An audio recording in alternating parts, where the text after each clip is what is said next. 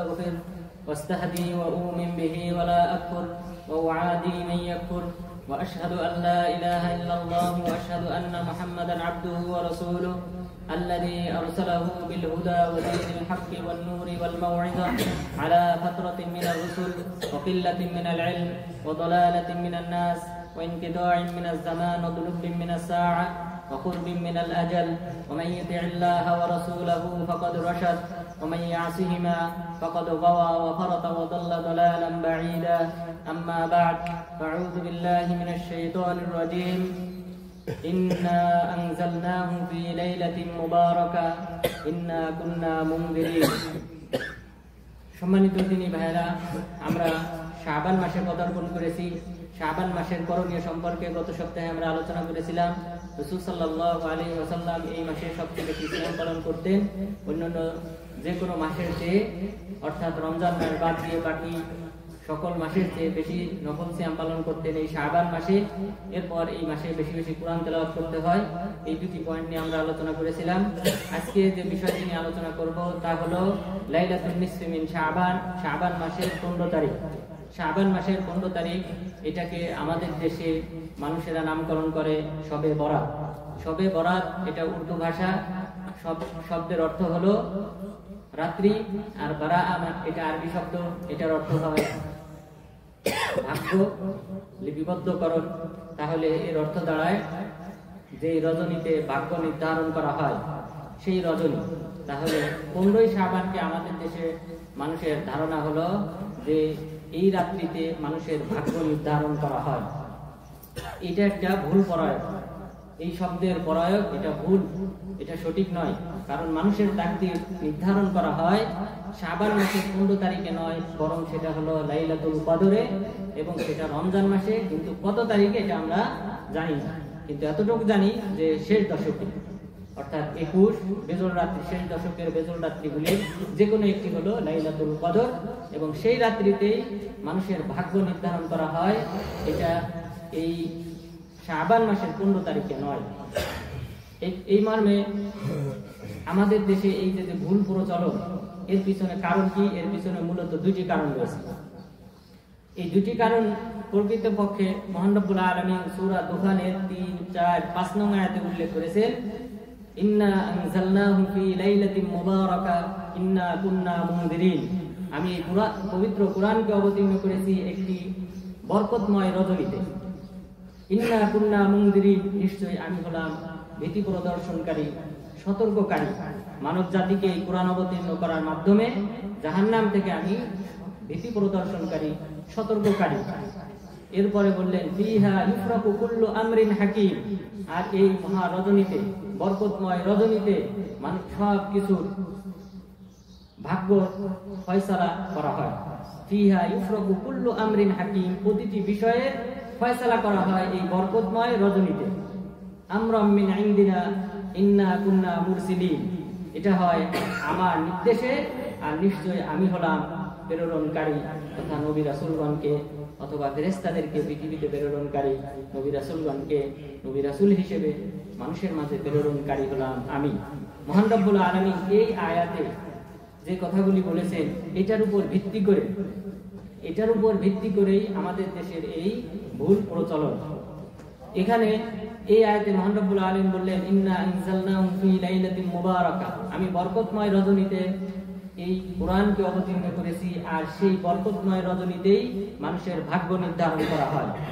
এই বরকতময় রজনী বলতে কি বোঝানো হয়েছে এই মর্মে, এবং তাকদীর নির্ধারণ করা হয় কোন রজনীতে, এই মর্মে মূলত দুইটি কারণে আমাদের মাঝে এই ভুল প্রচলন হয়েছে। প্রথমটি হলো যেটা রাসূল সাল্লাল্লাহু আলাইহি ওয়াসাল্লামের দিকে নিসবত করা হয়, অথচ রাসূল সাল্লাল্লাহু আলাইহি ওয়াসাল্লাম থেকে সহিহ সনদে সাব্যস্ত হয় নাই।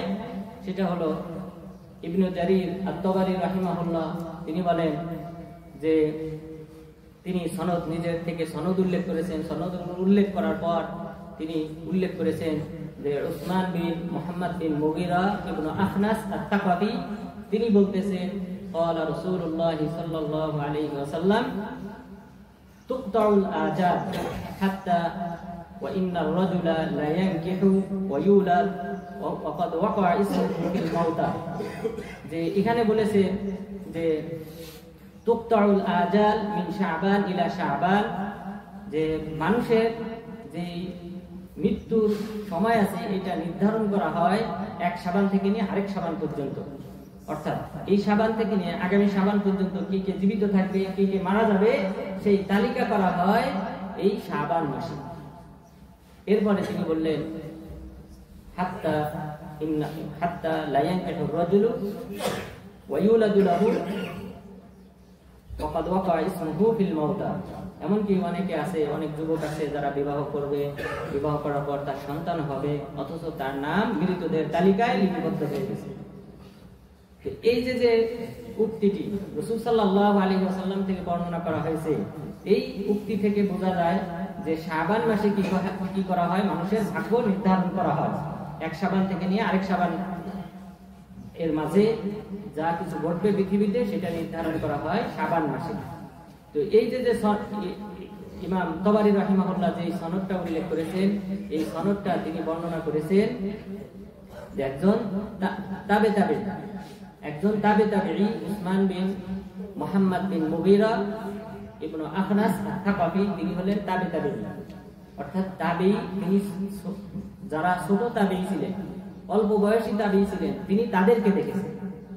তো সেই ব্যক্তি বলতেছেন রাসূল সাল্লাল্লাহু আলাইহি সাল্লাম বলেছেন, তার মানে তার মাঝে কমপক্ষে দুইজন রাবী নাই। এটাকে বলা হয় মুনকাতি হাদিস। মুনকাতি হাদিস অর্থাৎ যে হাদিসে একাধিক সনদ, একাধিক রাবী বর্ণনাকারী বাদ করেছে, সেই হাদিসকে বলা হয় মুনকাতি। তো এখানে দুইজন রাবীকে বাদ দিয়ে 121 থেকে 130 হিজরির মাঝে যে ব্যক্তি মারা গিয়েছে, সেই ব্যক্তি বলতেছেন আল্লাহ রাসূল বলেছেন। এটাকে হাদিস, জয়ীফ হাদিসের একটা প্রকার বলা হয়, যে সনদে যদি ইনকিতা থাকে, মুত্তাসিল না হয়, যে বর্ণনাকারী কে কার কাছ থেকে শুনেছে, এইভাবে যদি সিলসিলা ধারাবাহিকতা বজায় না রাখা হয়, এখানে কোনো রাবী বাদ পড়ে, মুনকাতি হাদিস বলা হয়, সেটাকে জয়ীফ হাদিসের একটা প্রকার হিসেবে আখ্যায়িত করা হয়। সুতরাং এই জয়ীফ হাদিসের ভিত্তি করে আমাদের দেশের মানুষের মাঝে এই ভুল প্রচলন রয়েছে যে শবে বরাত হলো শাবান মাসে তথা শাবান মাসের 15 তারিখে। এটা হলো প্রথম পয়েন্ট। দ্বিতীয় যে কারণ, সেটা হলো যে এই আয়াতের ব্যাখ্যায় ইকরিমা রাহিমাহুল্লাহ তিনি বলেছেন যে এটা হলো শাবান মাসের 15 তারিখ। ইকরিমা রাহিমাহুল্লাহ তিনি হলেন আব্দুল্লাহ ইবনে আব্বাস রাদিয়াল্লাহু আনহুর গোলাম। তো আব্দুল্লাহ ইবনে আব্বাস রাদিয়াল্লাহু আনহুর গোলাম, তিনি 104 থেকে 105 হিজরি এর যে কোনো এক বছরে মারা গিয়েছেন। তো তিনি বলতেছে, যেমনটা ইমাম কুরতুবী রাহিমাহুল্লাহ বলেছেন, ইন্নাহা লাইলাতুন নিসফি মিন শাবান, যে আল্লাহ তাআলা যে বলেছেন যে ইন্না আনজালনাহু ফি লাইলাতিন মুবারাকা, বরকতময় রজনীতে আমি কোরআন অবতীর্ণ করেছি। এই বরকতময় রজনী বলতে উদ্দেশ্য হলো শাবান মাসের 15 তারিখ। এরপর ইমাম তবারী রাহিমাহুল্লাহ তিনি ইকরিমা রাহিমাহুল্লাহ থেকে বর্ণনা করেছেন আরো সুদৃঢ় করার জন্য, যে তিনি এটা যে তার মত, সেটাকে সুদৃঢ় করার জন্য তিনি উল্লেখ করেছেন যে এই আয়াতের ব্যাখ্যায় ফিহা ইউফরাকু কুল্লু আমরিন হাকিম, যে এই রজনীতে ভাগ্য নির্ধারণ করা হয়, সকল বিষয়ের ফয়সালা করা হয়। এই আয়াতের ব্যাখ্যায় তিনি বলেছেন যে এটা হলো শাবান মাসের 15 তারিখ। এরপর এখানে কি করা হয়, ইউবরামু আমরুস সানা, ইব্রামু আমরুস সানা ওয়া তুনসাকুল আহইয়া মিনাল আমওয়াত, যে এই এক বছরে যে ফয়সালা রয়েছে সেটা এই শাবান মাসের 15 তারিখে করা হয়। এবং ওয়া তুনসাকুল আহইয়া মিনাল আমওয়াত, যে কে কে মারা যাবে, কে কে জীবিত থাকবে, তাদের তালিকা করা হয় এই শাবান মাসের 15 তারিখে। তাহলে এটা হলো ইকরিমা রাহিমাহুল্লাহর মতামত। আর এই বারাত শব্দটা যে ব্যবহার হয়েছে ইকরিমা রাহিমাহুল্লাহ থেকে, সেটা ইমাম ফখরুদ্দিন আর-রাজি রাহিমাহুল্লাহ তিনি তার মাফাতিহুল গায়ব এই তাফসিরে তিনি উল্লেখ করেছেন যে ইকরিমা মাওলা ইবনে আব্বাস রাদিয়াল্লাহু আনহু তিনি এই আয়াতের ব্যাখ্যায় তিনি উল্লেখ করেছেন যে আন্নাহা লাইলাতুল বারাআ, যে এটা দ্বারা উদ্দেশ্য হলো বরকতময় রজনী, দ্বারা উদ্দেশ্য হলো ইকরিমা রাহিমাহুল্লাহর নিকট যে বারাআতের রজনী তথা ভাগ্য নির্ধারণের রজনী। আর সেটা হলো শাবান মাসের 15 তারিখ। ওয়াল জামহুর আলা আন্নাহা মুখতাসাতুন বিরমাদান, যদিও জমহুর আলেমগণ অর্থাৎ তিনি ব্যতীত বাকি আলেমগণ তারা বলেছে যেটা হলো রমজান মাস, অর্থাৎ বরকতময় রজনীতে যেটা কোরআন অবতীর্ণ হয়েছে সেটা এই শাবান মাসে নয়, বরং এটা ছিল রমজান মাসে, যেটা জমহুর আলেমগণ বলেছেন। শুধুমাত্র ইকরিমা রাহিমাহুল্লাহ তিনিই একমাত্র ব্যক্তি এই কথা বলেছেন যে এটা ছিল শাবান মাসের 15 তারিখ। বাকি কোন আলেম আমার জানা মতে বাকি কোন মুফাসসিরিনগণ বলেন নাই। তবে ইমাম বাইহাকী রাহিমাহুল্লাহ তিনি বিসিগাতিত তামরিদ তথা দুর্বল শব্দে বলেছেন যে কেউ কেউ বলে, তো কেউ কেউ এর অন্তর্ভুক্ত হতে পারেন ইকরিমা রাহিমাহুল্লাহ উদ্দেশ্য। ইমাম বাইহাকী রাহিমাহুল্লাহ তার শুআবুল ঈমান গ্রন্থে তিনিও উল্লেখ করেছেন যে ওয়াকিল যে বলা হয় যে এটা হলো যে বাৎসরিক যে ভাগ্য নির্ধারণ করা হয়, যে তালিকাটা ফেরেশতাদের হাতে থাকে, সেটা এই শাবান মাসের 15 তারিখে হয়, এটা কেউ কেউ বলেছেন।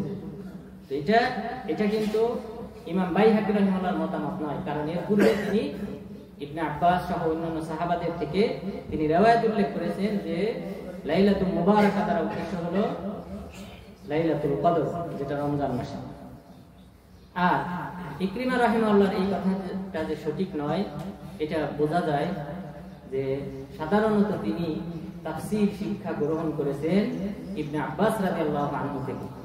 আর ইবনে আব্বাস রাদিয়াল্লাহু আনহু তিনি বলেছেন যেটা হলো লাইলাতুল কদর, বরকতময় রজনী দ্বারা উদ্দেশ্য হলো লাইলাতুল কদর। ইবনে আব্বাস রাদিয়াল্লাহু আনহু তিনি বলেছেন ওয়া ইন্নাকা লাতারা রাজুলা তামশি ফিল আসওয়াক ওয়া ক্বাদ ওয়াকা'a ইসমুহু ফিল আমওয়াত, যে তুমি দেখো অনেক মানুষ বাজারে চলাফেরা করতেছে অথচ তার নাম মৃতদের তালিকায় পৌঁছে গেছে। এরপরে তিনি আয়াত পাঠ করলেন ইন্না আনজালনাহু ফি লাইলাতিন মুবারাকা, আমি নিশ্চয়ই কোরআনকে অবতীর্ণ করেছি বরকতময় রজনীতে। এরপরে তিনি বললেন ইন্নাহা লাইলাতুল কদর, এই বরকতময় রজনী হলো লাইলাতুল কদর, আর এই লাইলাতুল কদরেই মানুষের ভাগ্য নির্ধারণ করা হয়। এখন তাহলে আমরা জানলাম ইকরিমা রাহিমাহুল্লাহ এটা বলছিল, এবং হাদিসে যেটা উল্লেখ করা হয়েছে ওই হাদিসটা মারফু মুত্তাসিল সনদে বর্ণিত হয় নাই, বরং এটা মুনকাতি, সুতরাং এটা যঈফ হাদিস, এটার উপর নির্ভর করা যাবে না। এরপর আমরা যদি এখন কোরআনের দিকে তাকাই, কোরআন কি বলে, তাহলে আমরা বুঝতে পারবো এটা আমাদের ভুল প্রচলন আমাদের সমাজে। কারণ মহান রব্বুল আলামিন বলেছেন সূরা বাকারার 185 নম্বর আয়াতে শাহরু রমাদান আল্লাযী উনজিলা ফীহিল কুরআন, রমজান মাস যেই মাসে কুরআনকে অবতীর্ণ করা হয়েছে। তাহলে আমরা মাস জানলাম যে রমজান মাস শাবান মাস নয়, রবিউল আউয়াল নয়, এবং অন্য কোনো মাস নয়, কুরআন অবতীর্ণ হয়েছে রমজান মাসে। শাহরু রমাদান আল্লাযী উনজিলা ফীহিল কুরআন, রমজান মাসে কুরআন অবতীর্ণ হয়েছে। আর সূরা দুখানের আয়াতে বলা হয়েছে বরকতময় রজনীতে কুরআন অবতীর্ণ হয়েছে। আর যে রাত্রিতে কুরআন অবতীর্ণ হয়েছে অবশ্যই সেটা বরকতময় রজনী, যেটা মহান রব্বুল আলামিন অপর সূরা কদরে উল্লেখ করেছেন ইন্না আনজালনাহু ফী লাইলাতিল কদর, আমি কদরের রাত্রিতে বরকতময় রজনীতে তাকদীর নির্ধারণের রাত্রিতে আমি কুরআন অবতীর্ণ করেছি, সম্মানিত রজনীতে আমি কুরআন অবতীর্ণ করেছি। লাইলাতুল কদরি খায়রুম মিন আলফি শাহর, আর এই কদরের রজনী হলো 1000 মাসের চেয়ে বেশি উত্তম। 1000 মাসের চেয়ে যে রজনী উত্তম, সেই রজনীতে আল্লাহ তাআলা কুরআন অবতীর্ণ করেছেন। আর তাহলে কি সেই মাসকে আমরা বরকতময় রজনী বলতে পারি না? অবশ্যই, এটা অবশ্যই বরকতময় রজনী। যে মাসে ইবাদত করলে, আপনি এক ওয়াক্ত সালাত আদায় করলে সেটা 83 বছর সালাত আদায় করার সমান সওয়াব। একবার সুবহানাল্লাহ বললে 83 বছর সুবহানাল্লাহ বললে যে সওয়াব, সেই সওয়াব দেওয়া হবে। তাহলে 1000 মাসের যে বেশি উত্তম, তাহলে এই রজনীটি অবশ্যই বরকতময়।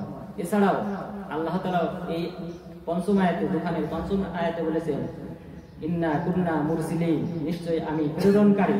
এই রজনী রাত্রিতে আল্লাহ তাআলা এত সংখ্যক ফেরেশতা অবতরণ করেন পৃথিবীতে যে তাদের সংখ্যা হলো এই পৃথিবীর যত কুচি পাথর আছে তার চেয়ে বেশি সংখ্যক ফেরেশতা আল্লাহ তাআলা পৃথিবীতে প্রেরণ করেন।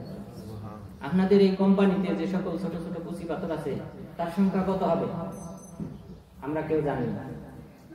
তো তাহলে পুরো পৃথিবীতে কত কুচি পাথর রয়েছে, এর চেয়ে বেশি সংখ্যক ফেরেশতা আল্লাহ তাআলা এই বরকতময় রজনীকে লক্ষ্য করে পৃথিবীতে প্রেরণ করেন, নেতৃত্ব দেন জিবরিল আলাইহিস সালাম। তো সুতরাং এই রজনীটা বরকতময় এবং বরকতময় রজনীতে আল্লাহ তাআলা কোরআন অবতীর্ণ করেছেন। সুতরাং আমাদেরকে এই ভুল যে প্রচলন রয়েছে শবে বরাত, এটা কেউ বলবেন না। আজকের পর থেকে আশা করি কেউ এটা ব্যবহার করবেন না যে শাবান মাসের 15 তারিখে এটাকে ভাগ্য নির্ধারণের রজনী বলা হয়, এটা কেউ বলবেন না। এটা কোরআন বিরোধী কথা, সাহাবাদের উক্তি থেকেও আমি উল্লেখ করেছি যেটা বিপরীত কথা। সুতরাং এই কথা আমাদেরকে বলা যাবে না। এরপর এই রাত্রিকে কেন্দ্র করে যে সকল হাদিস বর্ণিত হয়েছে, যে সকল হাদিস বর্ণিত হয়েছে সেই সকল হাদিস দুই প্রকার। এক প্রকার হাদিস হলো সহিহ, আরেক প্রকার হাদিস হলো যঈফ। সহিহ হাদিস যেটা বর্ণিত হয়েছে সেটা একটাই হাদিস, সেটা হলো রাসূল সাল্লাল্লাহু আলাইহি ওয়াসাল্লাম বলেছেন, সুনানে ইবনে মাজাহ 1390 নং হাদিস। হাদিসটি হলো ইন্নাল্লাহা লা ইয়াত্তালি'ু ফি লাইলাতিন নিসফি মিন শাবান ফায়াগফিরু লিজামি'i খালকিহি ইল্লা লিমুশরিক আও মুশাহিদ। যে এই শাবান মাসের 15 তারিখে আল্লাহ তাআলা পৃথিবীবাসীর দিকে তাকান, সবাইকে ক্ষমা করেন। দুই শ্রেণীর ব্যক্তি ব্যতীত, তারা হলো যে ব্যক্তি মুশরিক, আল্লাহ তাআলার সাথে শিরক করে, এবং যে ব্যক্তি অপর মুসলিম ভাইয়ের সাথে দ্বিধাদ্বন্দ্বে লিপ্ত থাকে, কথা বলে না। এই দুই শ্রেণীর ব্যক্তি ব্যতীত বাকি সবাইকে আল্লাহ তাআলা ক্ষমা করেন। এই হাদিসটি সহিহ বলেছেন অনেক আলেম, যঈফ বলেছেন অনেক আলেম। যঈফ বলেছেন যারা, তারা হলেন পূর্ববর্তী আলেমগণ, যেমন ইবনু আদি, ইমাম বুখারী, ইমাম বাজ্জার, ইমাম বাগাবী, এরপর ইবনে হাজার আল আসকালানী, ইমাম যাহাবী রাহিমাহুল্লাহ। এই 6 জন পূর্ববর্তী আলেমগণ তারা এই হাদিসকে যঈফ বলেছেন। সহিহ বলেছেন অপর 6 জন আলেম, তারা হলেন ইমাম বাগাবী, ইমাম বাইহাকী, ইমাম হাইতামি, ইমাম সাখাওয়ী এবং আহমদ শাকির, শুআইব আল-আরনাউত এবং শাইখ আলবানী রাহিমাহুল্লাহ। এই 6 জন এই হাদিসটাকে সহিহ বলেছেন। তো এখানে আমরা যে রাওয়ায়াতটা উল্লেখ করেছি এটা হলো সুনান ইবনে মাজাহ। তো সুনান ইবনে মাজাহর এই রাওয়ায়াতটা বেশি দুর্বল, তবে সুনানুন নাসাঈ রাওয়ায়াতটা সহিহ। সুনানুন নাসাঈ রাওয়ায়াত যেটা উল্লেখ হয়েছে এটা সহিহ, এটাতে কোনো সমস্যা নেই, সনদগতভাবে কোনো সমস্যা নেই। তো তাহলে আমরা জানলাম যে শাবান মাসের ব্যাপারে যে হাদিসটি সহিহ হিসেবে বর্ণিত হয়েছে সেটা হলো যে আল্লাহ তাআলা এই রাত্রিতে পৃথিবীবাসীকে ক্ষমা করেন। তো এই অর্থ যদি আপনি লক্ষ্য করেন, এই অর্থটা কিন্তু অন্য দিনের ক্ষেত্রেও বর্ণিত হয়েছে। অন্য দিন বলতে যেমন আমরা গত সপ্তাহে হাদিসটি বলেছিলাম, সহিহ মুসলিমের 36 নম্বর হাদিস, রাসূল সাল্লাল্লাহু আলাইহি ওয়াসাল্লাম বলেছেন, তুরফাউল আ'মাল ইলা রাব্বিল আলামিন ফি কুল্লি জুমআ মাররাতাইন ইয়াউমাল ইসনাইন ওয়া ইয়াউমাল খামিস ফায়ুগফারু লিকুল্লি 'আবদিন মুমিন ইল্লা 'আবদান বাইনাহু ওয়া বাইনা আখিহি শাহনা ফায়ুকাল উতরুকু হাদাই হাত্তা ইয়াফিয়া। যে প্রত্যেক জুমায় অর্থাৎ প্রত্যেক সপ্তাহে বান্দাদের আমলনামা আল্লাহ তাআলার নিকট সোমবার এবং বৃহস্পতিবার প্রেরণ করা হয়, পাঠানো হয়। সাপ্তাহিক আমল পাঠানো হয় 2 দিন। এই 2 দিনে আল্লাহ তাআলা সবাইকে ক্ষমা করেন, শুধুমাত্র ওই ব্যক্তি ব্যতীত যে ব্যক্তি তার অপর মুসলিম ভাইয়ের সাথে দ্বিধাদ্বন্দ্বে লিপ্ত, কথা বলে না, সেই ব্যক্তির ক্ষেত্রে বলা হয় এদেরকে বাদ দাও, এদেরকে ক্ষমা করো না। এরা হাত্তা ইয়াফিয়া, যতক্ষণ তারা সন্ধি করে, পরস্পরের সাথে মিলমিশ করে, পরস্পরে সন্ধি করে তারপর তাদেরকে ক্ষমা করা হবে, এই পর্যন্ত তাদেরকে ক্ষমা করো না। তাহলে এই হাদিসেও আমরা জানলাম যে 2 দিন, সোমবার এবং বৃহস্পতিবারও বান্দাদেরকে আল্লাহ তাআলা ক্ষমা করেন। তো তাহলে এখানে কিন্তু বাড়তি অন্য কোনো ফজিলত নেই যে এই দিনে আমাকে অন্য কোনো বাড়তি আমল করতে হবে ইবাদতের ক্ষেত্রে। এখন প্রশ্ন হলো যে 15 তারিখ কেন্দ্র করে আমরা কি আমল করব? 15 তারিখ কেন্দ্র করে অতিরিক্ত কোনো আমল নেই। আপনি অন্যদিন যে আমল করতেন সেই আমলই করবেন। এখানে বাড়তি কোনো আমল ব্যাপারে কোনো হাদিস সহিহ হিসেবে বর্ণিত হয় নাই। যত হাদিস বর্ণিত হয়েছে সব হাদিসগুলি যঈফ। এই ব্যাপারে হাদিসের সংখ্যা যে এত বেশি, প্রায় 200টির মতো হাদিস বর্ণিত হয়েছে এই শাবান মাসের ফজিলতের উপর তথা এই শাবান মাসের নানান ইবাদতের ব্যাপারে। তো ওই হাদিসগুলি সবগুলি যঈফ। সুতরাং ওই হাদিসের ব্যাপারে আমল করা যাবে না, কারণ ইবাদতের নিয়ম হলো তাওকীফ, কোরআন এবং হাদিসের উপর নির্ভরশীল। কোরআন এবং হাদিস দ্বারা যদি সাব্যস্ত হয় সেই ইবাদতটা করা যাবে, তা না হলে সকল ইবাদত হারাম, যতক্ষণ পর্যন্ত না ইবাদত করার দলিল পাওয়া যায়। কিন্তু আমরা যে ব্যবসা বাণিজ্য করি, লেনদেন করি মানুষের সাথে, এগুলির ক্ষেত্রে বিধান হলো সব হালাল যতক্ষণ পর্যন্ত না হারামের দলিল পাওয়া যায়। তাহলে লেনদেন মুআমালাত এর ক্ষেত্রে নিয়ম হলো সবগুলি হালাল যতক্ষণ পর্যন্ত না হারামের দলিল পাওয়া যায়। আর ইবাদতের ক্ষেত্রে নিয়ম হলো সব ইবাদত হারাম যতক্ষণ পর্যন্ত না ইবাদত করার দলিল পাওয়া যায়। 15 তারিখের ক্ষেত্রে দ্বিতীয় কোনো হাদিস বর্ণিত হয় নাই ইবাদত করার ব্যাপারে। যে সকল হাদিস বলা হয়েছে সালাতুল আলফিয়া তথা 1000 বিশিষ্ট সালাত। 1000 বিশিষ্ট বলতে বোঝানো হয়েছে যে 100 রাকাত সালাতে 1000 বার সূরা ইখলাস পাঠ করা হয়, অর্থাৎ প্রত্যেক রাকাতে একবার সূরা ফাতিহা এবং 10 বার করে সূরা ইখলাস পাঠ করে এইভাবে যে সালাতটা 100 রাকাত আদায় করার ব্যাপারে হাদিস বর্ণিত হয়েছে যে এই সালাত আদায় করলে কেউ যা চাবে ওই রাতে তার সব চাওয়া পূরণ করা হবে। এই হাদিসটি মাউযু। ইবনুল জাওজি রাহিমাহুল্লাহ তিনি এবং সেই সাথে ইমাম সুয়ুতি রাহিমাহুল্লাহ এবং ইবনে ইরাক, এরপর ইবনে হাজার আল মাক্কি, এরপর আল্লামা শাওকানি, তারা সকলে এই হাদিসকে মাউযু বানোয়াট বলেছেন। সুতরাং এই হাদিসের উপর আমল করা যাবে না। এরপর আরো এক প্রকার সালাত রয়েছে, যদি কেউ 12 রাকাত সালাত আদায় করে, প্রথম রাকাতে সূরা ফাতিহা এবং সূরা ফাতিহার সাথে 30 বার করে সূরা ইখলাস, এইভাবে যদি 12 রাকাত সালাত আদায় করে তাহলে তার ক্ষেত্রে বলা হয়েছে লাম ইয়াখরুজ হাত্তা ইয়ারা মাকআদাহু ফিল জান্নাহ, সে সালাত পরিত্যাগ করার আগে সে জান্নাত দেখতে পাবে। এই মর্মে যে হাদিস বর্ণিত হয়েছে এই হাদিসের মধ্যে বাকিয়াত ইবনে মাখলাদ এবং সেই সাথে ইবনে সুলাইম তিনি তারা দুইজন জয়ীফ রাবী, এবং এর পূর্বে এই দুইজনের পূর্বে আরো অনেক রাবী রয়েছেন মাঝহুল অপরিচিত। সুতরাং এই সকল রাবীদের বর্ণিত হাদিস গ্রহণযোগ্য নয়, আমলযোগ্য নয়। সুতরাং এটা আমাদেরকে বর্জন করতে হবে। আরো এক প্রকার সালাত রয়েছে 14 রাকাত, যদি কেউ 14 রাকাত আদায় করে, আদায় করার পর সালাত শেষে 14 রাকাত 2 রাকাত করে শেষ করার পর তারপর যদি সূরা ফাতিহা পড়ে 14 বার, এরপর সূরা ইখলাস 14 বার, সূরা নাস 14 বার, সূরা ফালাক 14 বার, এরপর আয়াতুল কুরসি একবার, এরপর লাকাদ জাআকুম রাসূলুম মিন আনফুসিকুম আযীজুন আলাইহি মা আনিতুম হারিসুন আলাইকুম বিল মুমিনিনা রাউফুর রহিম, এই আয়াত একবার পাঠ করে তাহলে তার আমলনামায় 20টি কবুল হজ লেখা হয় এবং 20 বছর সিয়াম পালন করার সওয়াব দেওয়া হয়। মর্মে যে হাদিস বর্ণিত হয়েছে এই হাদিসের মধ্যে মুহাম্মদ বিন মুহাজির নামে একজন রাবী রয়েছেন। ইমাম আহমদ বিন হাম্বল রাহিমাহুল্লাহ বলেছেন কানা ইয়াজাউল হাদিস, এই ব্যক্তি হাদিস বানাতো, হাদিস বানিয়ে সমাজে প্রচার করেছিল। এইভাবে এই আমলগুলির কথা 15 তারিখকে কেন্দ্র করে সমাজে প্রচলিত হয়েছে।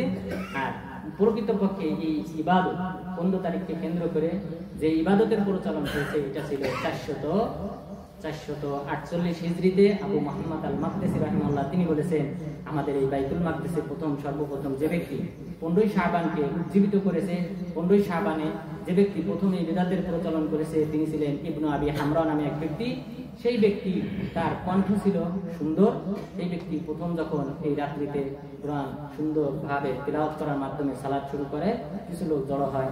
দ্বিতীয় বছর আবার এই রাত্রিতে সেই ব্যক্তি আসে ইবনু আবিল হামরা, এরপর তৃতীয় বছর এইভাবে করতে করতে জামাতবদ্ধভাবে মানুষের আমল শুরু করে। এভাবে আমাদের বাইতুল মাকদিসে এই বিদআতের প্রচলন শুরু হয়।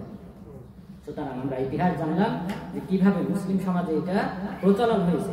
সুতরাং এটা সাহাবাগণ কেউ করেন নাই, রাসূল সাল্লাল্লাহু আলাইহি ওয়াসাল্লাম বলেন নাই। সুতরাং এটা বিদআত, এটা আমাদেরকে বর্জন করতে হবে। মহান রব্বুল আলামিন বলেছেন আল ইয়াউমা আকমালতু লাকুম দীনাকুম ওয়া আতমামতু আলাইকুম নি'মাতি, আজ আমি তোমাদের জন্য ধর্মকে পরিপূর্ণ করে দিলাম। সুতরাং এখানে কম বেশি করার সুযোগ নেই। রাসূল সাল্লাল্লাহু আলাইহি ওয়াসাল্লাম বলেছেন মান আমিলা আমালান লাইসা আলাইহি আমরুনা ফাহুয়া রাদ, আমি যে আমল করার নির্দেশ দেই নাই সেই আমল বর্জন প্রত্যাখ্যানযোগ্য, সেটা পরিহার করতে হবে। এরপর রাসূল সাল্লাল্লাহু আলাইহি ওয়াসাল্লাম বলেছেন মান রাগিবা আন সুন্নতি ফালাইসা মিন্নি, যে ব্যক্তি আমার সুন্নাত থেকে বিমুখ হবে সে আমার উম্মতের অন্তর্ভুক্ত না। সুতরাং যে ব্যক্তি বিমুখ হলো, সুন্নাত আমল করতে বলা হয়েছে সেভাবে সে করে না, সে আমার উম্মত না। কিন্তু কেউ যদি এখানে অতিরিক্ত রাসূল সাল্লাল্লাহু আলাইহি ওয়াসাল্লামকে পরিহার করে অতিরিক্ত অ্যাড করে, যুক্ত করে, তাহলে তো সে আরো বেশি হকদার, ইসলাম থেকে বের হয়ে যাবে। এই কারণে হাসরের ময়দানে মানুষদেরকে হাউস থেকে যে পানি পান করতে দেওয়া হবে উম্মতকে, এখানে অনেককে বাধা দেওয়া হবে। রাসূল সাল্লাল্লাহু আলাইহি ওয়াসাল্লাম বলবেন এরা তো আমার উম্মত, কারণ ওযু করার চিহ্ন বিভিন্ন কিছু দেখে রাসূল সাল্লাল্লাহু আলাইহি ওয়াসাল্লাম বলবেন এরা আমার উম্মত। তখন ফেরেশতাগণ বলবেন আপনি জানেন না তারা মাদা হাদাসু মিন বা'দ, আপনি চলে আসার পর, তিরোধানের পর, মৃত্যুর পর তারা কি করেছে আপনি জানেন না। তারপর তিনি বললেন সুহকান সুহকান লিমান গায়্যারা বা'দি, দূর হও যে আমার পরে আমার ধর্মে পরিবর্তন ঘটিয়েছে। সুতরাং ইসলামকে যেভাবে কোরআন হাদিস এর মাধ্যমে সাব্যস্ত হয়েছে, ইজমা কিয়াসের মাধ্যমে যেভাবে সাব্যস্ত হয়েছে, আমাদেরকে সেভাবেই চলতে হবে। এখানে নতুনত্ব কোনো প্রকার সংযোজন বিয়োজন করা যাবে না। তো আল্লাহ তাআলা যেন আমাদেরকে সুন্নাহকে আঁকড়ে ধরার মাধ্যমে, বিদআতকে বর্জন করার মাধ্যমে ইহকালীন পরকালীন সফলতা অর্জন করার তৌফিক দান করেন। আমিন। আকুলু কওলি হাযা ওয়াস্তাগফিরুল্লাহ লি ওয়া লাকুম ওয়া লিসাইরিল মুসলিমিন।